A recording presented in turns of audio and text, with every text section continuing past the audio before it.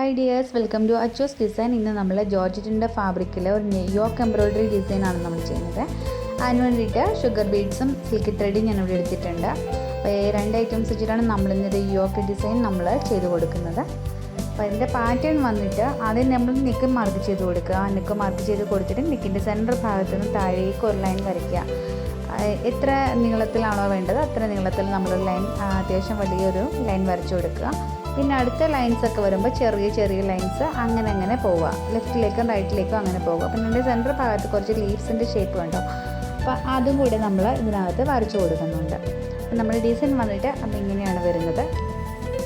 ആദ്യം തന്നെ നമുക്ക് ആ ലീഫിൻ്റെ ഭാഗമൊക്കെ നമുക്കൊന്ന് സ്റ്റിച്ച് ചെയ്ത് കൊടുക്കാം. അപ്പോൾ ലോങ് ഫ്രഞ്ചിനോട്ട് സ്റ്റിച്ചാണ് ഇവിടെ യൂസ് ചെയ്യുന്നത്. 6 സ്ട്രാൻഡ്സിലാണ് സിൽക്ക് ത്രെഡ് എടുത്തിട്ടുള്ളത്. ഇതുപോലെ നമുക്ക് ആദ്യം ലീഫിൻ്റെ ഭാഗമൊക്കെ ഒന്ന് നമുക്ക് ഈ ഒരു സ്റ്റിച്ച് യൂസ് ചെയ്തിട്ട് ഒന്ന് ചെയ്ത് കൊടുക്കാം.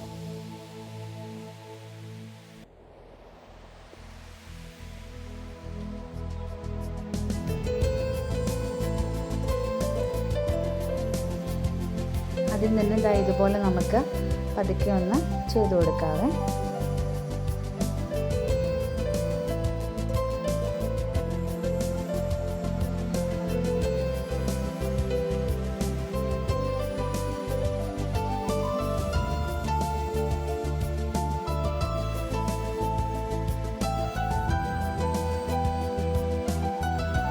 ഇതുപോലെ തന്നെ ബാക്കിയുള്ള ഭാഗം കൂടി നമുക്ക് ചെയ്ത് കൊടുക്കാം. ഇനി നമുക്ക് ആ ലൈനുള്ള ഭാഗത്തൊക്കെ നമുക്ക് ഷുഗർ ബീഡ്സ് വെച്ചിട്ട് ഗോൾഡൻ ബീഡ്സ് ഒന്ന് ഫിക്സ് ചെയ്ത് കൊടുക്കാം. ആദ്യം ഒരു ബീഡ് ഫിക്സ് ചെയ്ത് കൊടുത്തിട്ട് അതൊന്ന് ലോക്ക് ചെയ്ത് കൊടുക്കാം. ലോക്ക് ചെയ്ത് കൊടുത്തതിന് ശേഷം വേണം അടുത്തതെടുക്കാനായിട്ട്.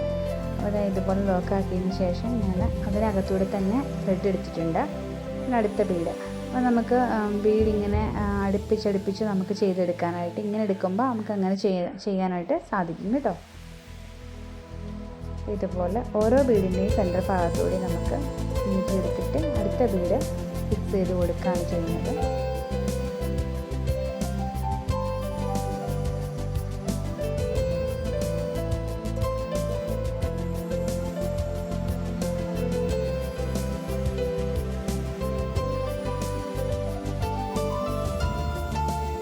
വളരെ എളുപ്പത്തിൽ നമുക്ക് ബീഡ്സ് ഡിസൈൻ ഇതുപോലെ ചെയ്ത് കൊടുക്കാനായിട്ട് പറ്റും.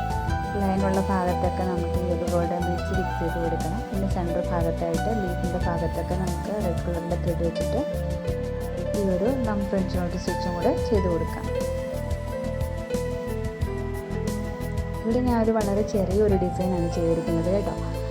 കാരണം കുറച്ച് പോർഷൻ മതി എനിക്ക് ചെയ്യാനായിട്ട്. അപ്പോൾ അതുകൊണ്ടാണ് ഞാൻ അങ്ങനെ ചെറിയൊരു ഡിസൈൻ നെക്കിൻ്റെ ഭാഗത്തായിട്ട് ഞാൻ ചെയ്തിട്ടുള്ളത്.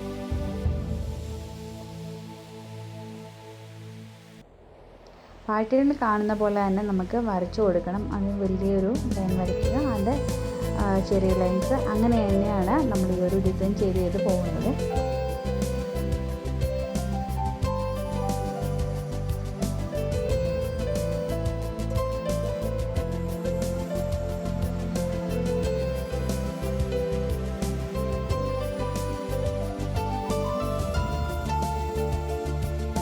നമ്മളിവിടെ ചെയ്ത് കഴിഞ്ഞു. ഇനി നമുക്ക് ചെയ്യേണ്ട വെച്ചാൽ അടുത്ത ലൈൻസൊക്കെ നമുക്ക് ഇതുപോലെ തന്നെ ചെയ്ത് കൊടുക്കാവേ. ഇങ്ങനെയാണ് നമ്മുടെ ഡിസൈൻ വരുന്നത്. ഏറ്റവും സ്മോൾ ലൈനിൽ നിന്നും അങ്ങനെയാണ് നമുക്ക് ഈ ഒരു ഡിസൈൻ വന്നിട്ടുള്ളത്. വളരെ പെട്ടെന്ന് നമുക്ക് ചെയ്തെടുക്കാനായിട്ട് പറ്റും. പിന്നെ നെക്ക് മാത്രം ഒന്ന് മാർക്ക് ചെയ്ത് കൊടുത്തതിന് ശേഷം നമുക്ക് ചെയ്ത് താഴേക്ക് യോക്കിൻ്റെ പോർഷനിലേക്ക് നമുക്ക് ചെയ്ത് കൊടുക്കാൻ പറ്റും.